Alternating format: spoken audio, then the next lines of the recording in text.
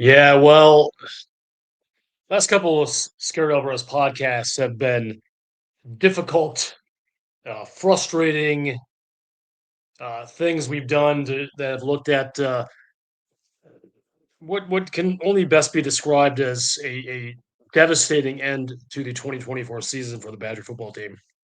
Um, and we looked at some. On the flip side, some offensive coordinator candidates that should be wrapped up here pretty soon, but that's not where we're going with this one. This one is I guess, depending on your perspective, a slightly more optimistic show, and that is what is 2025 going to look like for the Wisconsin football team? I'm not getting this way too early. Why would you say that? I mean, no shit. It's December of 2024. I'm talking about stuff that's going to happen in uh, September, but I'm going to do it anyway.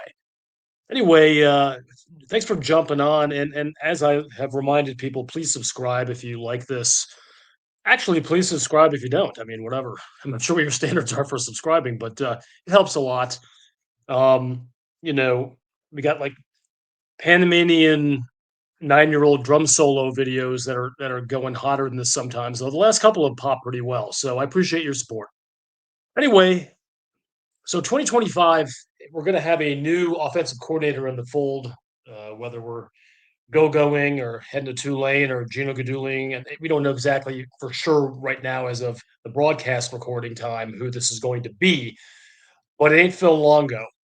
And not to kick a dog when he's down, I'm sure Longo will do fine, but I just don't think there are many people in and associated with the Wisconsin football program, and I'll even include fans in that are crying too many tears right now that Phil's not going to be in the building.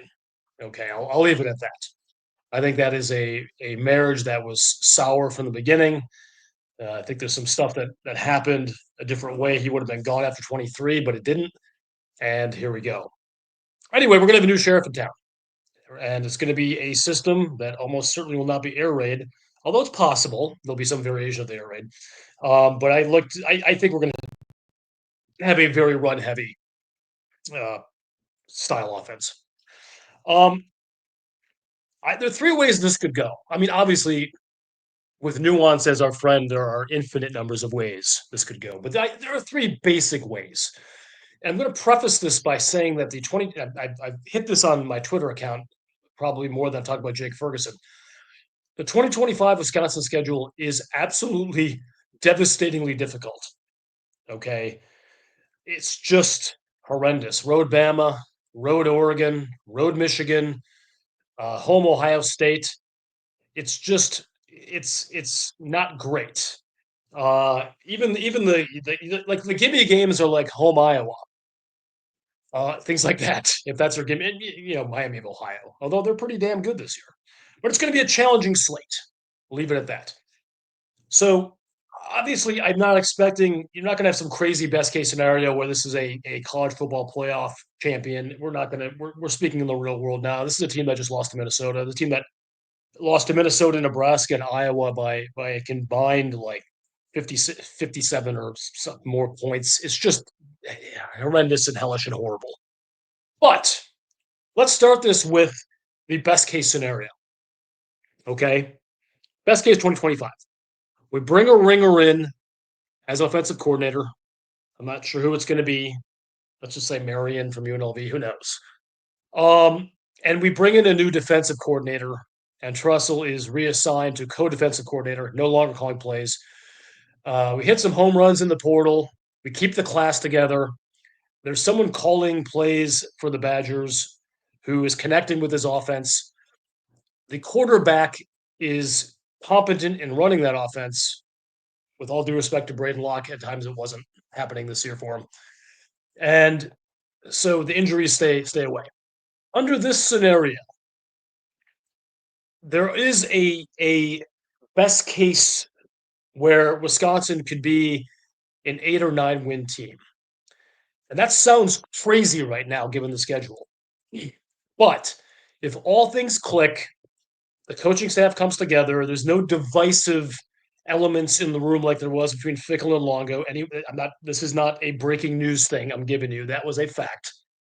The locker room was a little, in some ways, broken. Sure, there were guys who were good program guys, and there's team cohesion. I'm not. It wasn't bad. It wasn't a soap opera, but it wasn't what it needed to be. Let's say it is. Let's say it is. Okay, the class of 24 guys old enough now to be having a meaningful impact on this team. The class of 25 guys, a couple of those guys are going to have a meaningful impact as true freshmen. Got the quarterback you need healthy and in place. You replace some lackluster guys who transferred out with some better guys who transferred in. And you have an attitude and readjustment on the coaching staff that has trickled down to the players. An identity is forged. By the way, I want to be clear, these are not things that are a given. These are things that a best case scenario would look like. The Fickle Badgers 2025 have an identity, like his Bearcats had an identity when they were reaching the college football playoff. That's the kind of team that can, even if they lose games like at Alabama or at Oregon, there's a way you can look in those games on both sides of the ball. The coaching, the cohesion, the competency, the confidence, where even if you lose those kind of games, fans can be somewhat forgiving. Of course, you have to win many others. But if it breaks out this way and Wisconsin wins 7, 8 games, heads to a bowl game again, upsets a couple of teams, finishes in the top half of the Big Ten, there is hope, especially with another, what I'm guessing will be a third straight strong recruiting class for Luke Fickell.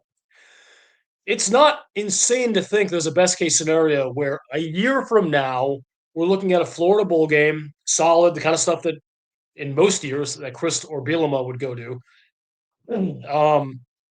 or Alvarez, and we're feeling pretty good. Okay, switch it up. Worst case scenario. Worst. What does a worst case scenario look like? This frightens me. But things don't click with the transfers and or injuries take over. For some reason, the assistants you bring in at offensive coordinator and or defensive coordinator don't click, doesn't work. Let's say something that worked out in Las Vegas doesn't work as well in the Big Ten. Um, you have more transfers out than you thought you were going to. You're starting to lose recruits, and there's no meaningful identity that is translating on the field. The teams that should beat you are beating you. The teams you should beat, you might handle.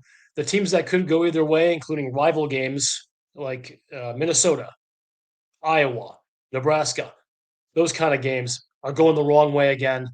And let's say you limp in with 4 wins, albeit against what will probably be a top 5 to 10 schedule in college football next year. That is the end of the Luke Fickell era. Okay. I know that people are saying you need 4 years. I'm just saying in a worst case scenario where there isn't a jump, things are falling apart. Offense isn't working. The second offensive coordinator hire that Fickell made, which is a make or break hire, let's be adults in the room here, doesn't pan out and you're not seeing progress or an identity. I understand the financials involved. I'm telling you, it'll be the end of the Luke Fickell era. If the worst case scenario happens, I don't think it's going to happen, but if it does, that'll be it. And then a bunch of people can get, they can pine for Paul Christ or Jim Lever to take over, because I'm sure that would have been a great powerhouse that Wisconsin would have had coming out of the 2022 season with no recruiting going on. But anyway, that's the worst case scenario. What do I think is the most likely scenario? And this takes a little bit of confidence just to say this. They get a good fit at offensive coordinator. They get a good fit at defensive coordinator. So there are notable upgrades in both of those rooms. We hold on to most of the dudes. We get some leaps from class of 24 guys. We get the portal is good to us. There's a healthy, solid quarterback with this offense, and the team forges an identity of some sort. That doesn't mean they're going to go in and boat race everyone, but they have an identity. This is a very possible scenario. This is the kind of scenario that you wanted when Fickell came in, and maybe you're only getting it now. So, look, the most likely scenario with next season might be a 6-6, 7-5, which to some people seems like oh God, we're only 6-6. Let me tell you something. 6-6 with the hardest schedule in Wisconsin history would be a pretty good season coming off this debacle this year. 7 wins or 8 wins would be absolutely freaking incredible if you look at that schedule. Obviously, it's how you do it, how you look in those games. But I'm going to say if you get 7 wins over the course of a season, it'll have shaken out where you have looked solid in a lot of those games. You will have had an identity offensively. You will have plugged the holes and had a competent run defense against good teams like they would need to do. I think it's likely that they're going to be better next year than they were this year, despite the harder schedule. You can say I'm beer goggling this or stroking fic or whatever you want to say. That's fine. I don't mind. I feel like anyone who follows me and sees what I do on social and hears what I've done on this podcast understands that I am nobody's bitch as far as complimenting the coaching or anything else. I've been very real and very honest about just how bad this season is and just how disappointing and underwhelming the Fickle campaign has been. But I have enough confidence that it's going to be better next year. I don't think it's going to be a world beater, a college football playoff kind of team. Under the best case scenario, I suppose you could maybe squeak into something, but probably not even in the best case scenario would that even happen. But are you looking at a 2026 where you might be a legitimate contender in the Big Ten if things go the way they could go in 2025? I don't think that's crazy. If the development of these recruits for 24, 25, and 26 happens the way we hope they will, if the portal is kind and money is freed up, if the coaching hires are good, yes, if, I'm not Nostradamus, okay? But I do think a likely scenario, unless you are just a bleak person who's a pessimist, I feel like you have to say they could be 6-6 or 7-5 next year, maybe 8-4 if things go perfectly. I don't know. Probably not 8 wins, but a 500 team getting into a bowl, I think it could happen. Anyway, I could go a long time on any of these things. Drop some comments in here. I want to hear how you feel. I had some really good comments on my last couple of posts. Really like seeing people mix it up in there. I know it's not like a chat room where I'm doing it live, but it does mean a lot. And again, like and subscribe. Mostly subscribe. If you want to like, that's fine. If you want to dislike, that's fine too. Whatever. It's all good. But your boy Scary is out. Please hire a good offensive coordinator.